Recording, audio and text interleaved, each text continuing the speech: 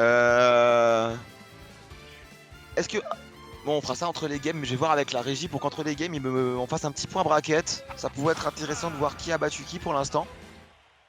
Si des Lorrains ont percé leur chemin à travers la jungle des singes colmariennes. Et le match se lance sur PS2. Hein. On a eu beaucoup de matchs sur PS2 déjà aujourd'hui, j'ai l'impression. Un match qui va être très spécial. Tayu va devoir utiliser beaucoup de ses projectiles. Parce qu'au corps à corps, je pense que le Ganon, même si Pac-Man a une meilleure frame data, si Ganon arrive à choper le Pac-Man au corps à corps, ça peut aller très vite et faire très vite mal. Suffit d'une ride, un F-smash bien placé et Ganondorf tuera très vite. Pac-Man c'est pas le plus léger mais c'est pas le plus lourd du jeu non plus. Et Ganon c'est connu pour faire qu'une bouchée des stocks avec ses smash très violents. La puissance des smash de Pac-Man n'est pas à plaindre non plus. Hein. On est bien d'accord, mais là je pense que Tayu va devoir adopter un jeu très à distance. S'il veut pas se faire piéger dans ce jeu là de read et de S-Smash. Et là le backer qui trouve déjà 91%, on est à kill % là. Hein. Il va falloir pas faire d'erreur. Oula. Le side B. On essaie de récupérer le centre du stage.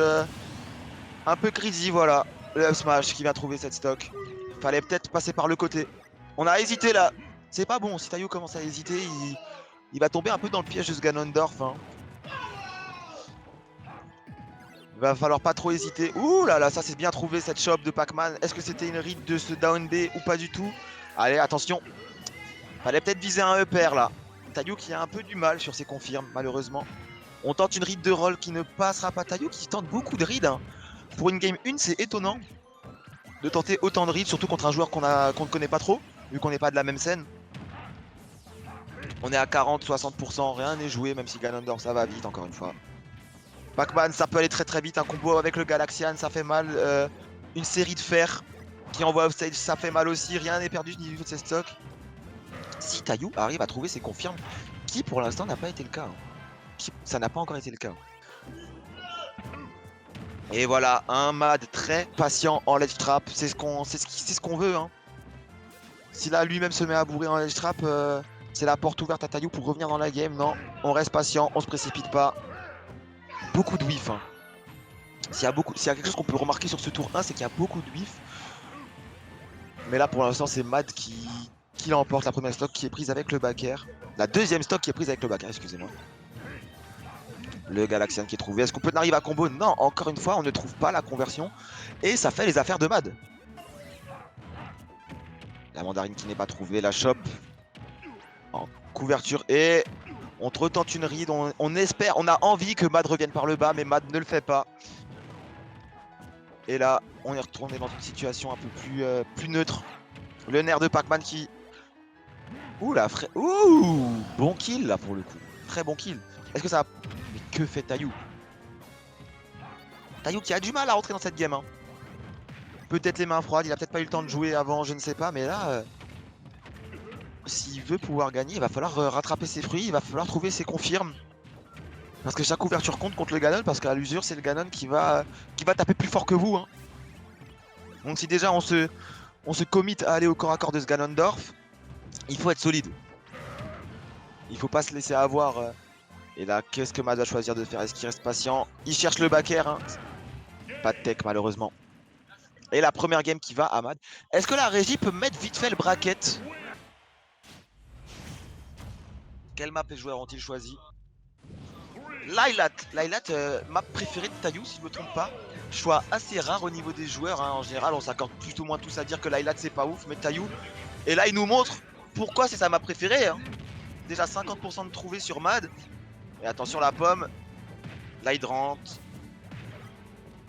Il m'a choqué. Ouah! Oh, c'était mignon ça. Oh, c'était mignon.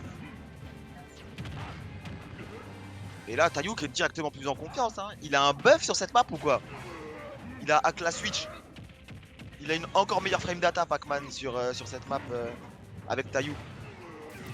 Mais what the fuck? C'est les mêmes joueurs qu'avant et je sais pas c'est quoi là. Oh, down throw fair. Ça fait mal. Encore une fois, down throw fair. Et là, Tayu, tu ne meurs pas, mais il va falloir mix up, mon ami. Oh, bon air dodge, c'était greedy de fou, étant donné que si Mad avait un tout petit peu attendu, le up smash passait. Frame d'attaque de Pac-Man qui lui permet de faire énormément de choses. Hein. Ces aérios qui n'ont quasiment pas de lag lui permettent beaucoup de choses, surtout contre un Ganondorf qui va avoir beaucoup de start-up sur ses coups. Et là, la première stock était à sens unique, mais là, Mad, il a décidé de plus laisser faire et ça revient tout doucement à une situation comme dans la game 1 où c'est Mad qui dirigeait les négociations, quoi. Et là, le down B, il connaît le match-up. Hein.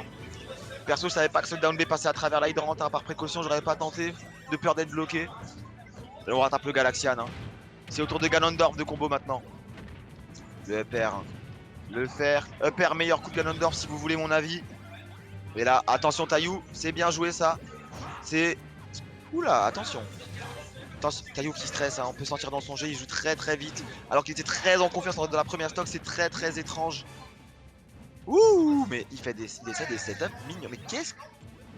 Il fait un setup tout mignon, la seconde d'après, il fait un side B dans le mauvais sens. What the fuck, genre. Qu'est-ce qu'il nous fait? Et là, le F-tilt qui vient catch cette roll. Hein.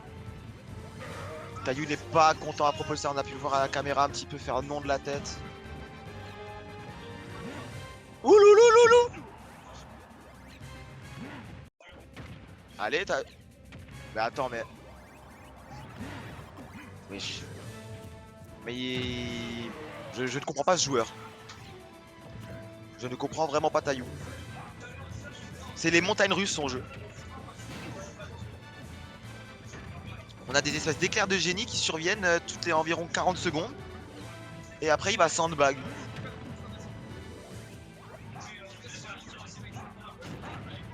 Et Mad hein, qui ne se laisse pas battre 182%, il en a rien à foutre. Hein. Lui il joue à son jeu.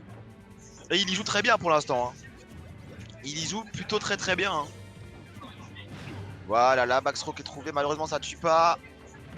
Il faut que Taillou trouve une solution. Hein. S'il tue maintenant, il peut revenir dans la game, mais s'il met trop de temps...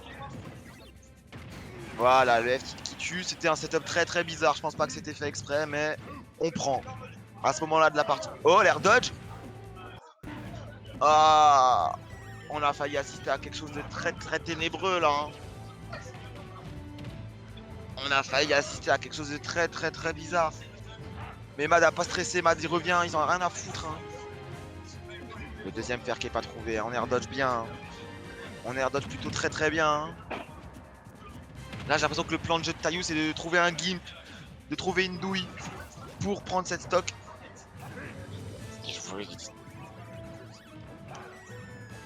Il en a conscience qu'il est trop derrière pour la prendre à la régulière et voilà. 2-0 pour Mad. 2-0 pour Mad.